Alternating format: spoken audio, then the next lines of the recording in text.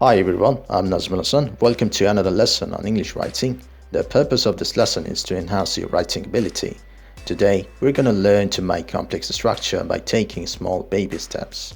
I'll demonstrate this by using the word unlike. So let's sit tight and enjoy the ride.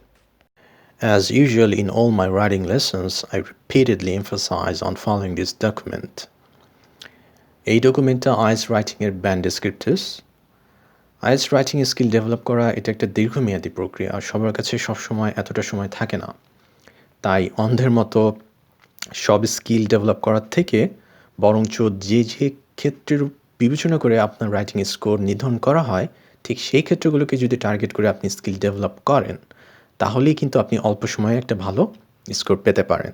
তো এই ডকুমেন্টটাতে আপনার বিভিন্ন band স্কোরের প্রত্যাশী যারা আছেন তাদের কি কি ক্ষেত্রে ডেভেলপ করা উচিত বা কোন কোন ক্ষেত্রকে বিবেচনা করে মার্কিং করেন এক্সামিনার, ঠিক সেই ক্রাইটেরিয়াগুলো লেখা আছে। আর গ্রামাটিক্যাল রেঞ্জ অ্যান্ড অ্যাকুরেসির আন্ডারে আপনি দেখবেন যে কমপ্লেক্স সেন্টেন্স স্ট্রাকচার এগুলো লেখার উপর কিছু মার্কিং বা ক্রেডিট দেওয়া হয়। তো এই জন্য আমাদেরকে কমপ্লেক্স স্ট্রাকচার গঠন করা এবং সেটাকে স্কিলফুলি অ্যাপ্লাই করা শেখাটা খুবই প্রয়োজন ভালো স্কোরের জন্য আর কি। তো চলে যাই আমরা আজকের লেসনে। আমরা তো সবাই লাইক শব্দের অর্থ জানি। লাইকের একটা অর্থ হচ্ছে পছন্দ করা, আরেকটা অর্থ হচ্ছে একই রকম দেখতে।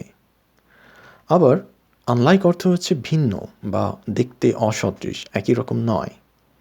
যেমন ধরুন, সুইজারল্যান্ড একটা ছোট দেশ, কিন্তু ইন্দোনেশিয়া কিন্তু একটা বিশাল বড় দেশ। তো এই যে ভিন্নতাটা, তাদের মধ্যে ভিন্নতাটা বোঝানোর জন্য আমরা যদি একটা বাক্য লিখি, unlike Switzerland, Indonesia is a huge country. অর্থাৎ সুইজারল্যান্ডের মতো নয়, ইন্দোনেশিয়াটা হচ্ছে একটা বিশাল দেশ। তো এই ধরনের ভিন্নতা বোঝাতে বা বৈপরীত্য বোঝাতে আমরা এই আনলাইক শব্দটা ব্যবহার করি। আমরা ডিটেলস আরও কিছু উদাহরণ সামনে দেখব। তো আরেকটা শব্দ আছে, সেটা হচ্ছে ডিসলাইক। ডিসলাইক মানে হচ্ছে অপছন্দ করা। কেমন? তো আমরা এখন যে টেকনিকটা শিখব সেটার নাম হচ্ছে baby steps to complex sentence. তো আমরা একটা বেবি যেরকম ছোটোবেলায় হামাগুড়ি দিয়ে তারপর ছোটো ছোটো পা ফেলে প্রথমে হাঁটা শেখে, তারপরে দৌড়ানো শেখে, তো ঠিক তাই আমরা একটা ছোট্ট বাক্য দিয়ে শুরু করব, যেটা কিনা আমরা বেবি সেন্টেন্স বলবো। সেই বেবি বাক্যটাকে আমরা বড় করব আস্তে আস্তে, ধীরে ধীরে, স্টেপ বাই স্টেপ।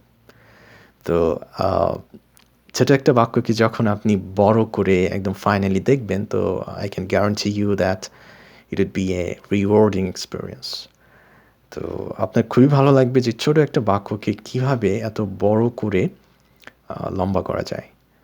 তো আসুন আমরা দেখি কীভাবে। ওই বাক্যটাকেই আমরা নিই যেটা আমরা একটু আগে দেখলাম। তো আমরা তো এটা জানি যে সুইজারল্যান্ডের চারপাশে হচ্ছে দেশ, মানে এটা একটি স্থলবেষ্টিত দেশ। আর অন্যদিকে ইন্দোনেশিয়া হচ্ছে একটা দ্বীপ দেশ, এটা চারপাশে কিন্তু পানি।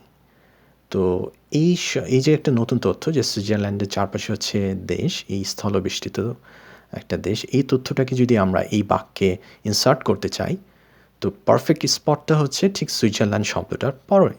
তো ওইখানেই আমরা যদি এই ডিপেন্ডেন্ট ক্লজটা অ্যাড করি, which is a landlocked country, তাহলে কিন্তু বাক্যটা একটুখানি বড় হয়ে যাচ্ছে। কেমন? তো এই বাক্যটাকে যদি আমরা নেক্সট স্টেপে আরেকটু বড় করি, তো আমরা তো এটা জানি যে সুইজারল্যান্ড হচ্ছে ইউরোপের মধ্য ইউরোপের একটা দেশ, একটা হার্ট অফ ইউরোপ বলা যায়, ইটস লোকেটেড। আর এখানে কিন্তু বেশি লোক সংখ্যা বাস করে না। তো এতটুকু তথ্য যদি আমরা অ্যাড করে দিই, তাহলে সেন্টেন্সটা আরেকটু বড় হয়ে যাচ্ছে। তাহলে কি হতে পারে? আমরা এইখানে যে ফাঁকা জায়গাটা আছে, সেখানে যদি আমরা এই তথ্যগুলো অ্যাড করে দিই, located in the heart of Europe with a small population, তাহলে সেন্টেন্সটা আরেকটুখানি বড় হয়ে যাচ্ছে, তাই না? এই সেন্টেন্সটাকে কিন্তু আরেকটু বড় করা যাবে। ইন্দোনেশিয়া অনেক লোক সংখ্যা বাস করে, প্রায় 270 মিলিয়ন জনসংখ্যা। আর ইন্দোনেশিয়াতে কিন্তু দ্বীপগুলো কিন্তু ছড়িয়ে ছিটিয়ে আছে। তো এই যে তথ্যটা, এটা যদি আমরা ইন্দোনেশিয়ার যে মানে যে ক্লজটা আছে সেইখানে যদি আমরা অ্যাড করে দিই, তো সেন্টেন্সটা আরেকটুখানি বড় হয়ে যাচ্ছে। এই তো নতুন যে অংশটা অ্যাড করলাম সেটা বেগুনি কালারের হাইলাইট করা আছে, with several scattered islands holding a massive to 70 million people. অর্থাৎ বাক্যটাকে আমরা 4 ধাপে কতটা বড় করে ফেললাম নতুন তথ্য যোগ করে করে, এবং সবগুলো তথ্য কিন্তু আপনার মানে কোহিরেন্ট, এমন না যে এটা অপ্রাসঙ্গিক কোনো কিছু। আমরা বাক্যটাকে যখন নতুন তথ্য অ্যাড করব তখন যেন আমরা এটা মাথায় রাখি যে তথ্যটা সেটা যেন প্রসঙ্গ এবং কনটেক্সটের সাথে ম্যাচ করে। কেমন? এমন কোনো তথ্য অ্যাড করব না যেটা কনটেক্সটের বাইরে চলে যায়। তো প্রাসঙ্গিকতাটা বজায় রাখতে হবে, রেলেভেন্সটা। তো এই বাক্যটাকে 4 ধাপে করা যে লম্বা বাক্যটাকে, সেটাকে কিন্তু আরেকটু বড় করা যায়। করব? আসুন করি আমরা। আরেকটু বড় করি। তো ইন্দোনেশিয়া কিন্তু আপনার লো কস্ট লেবারের একটা হটস্পট বলা যায়। যে ওয়েস্টার্ন ইন্ডাস্ট্রিয়ালাইজড নেশন আছে তারা বেশিরভাগ তাদের যে ইলেকট্রনিক্স ফ্যাক্টরিগুলো এগুলো চায়নাতে যেমন আছে ঠিক তেমনি ইন্দোনেশিয়া, ভিয়েতনাম সেখানেও তারা এই ইলেকট্রনিক্স ফ্যাক্টরিগুলো মানে করে লো কস্ট লেবারের কারণে।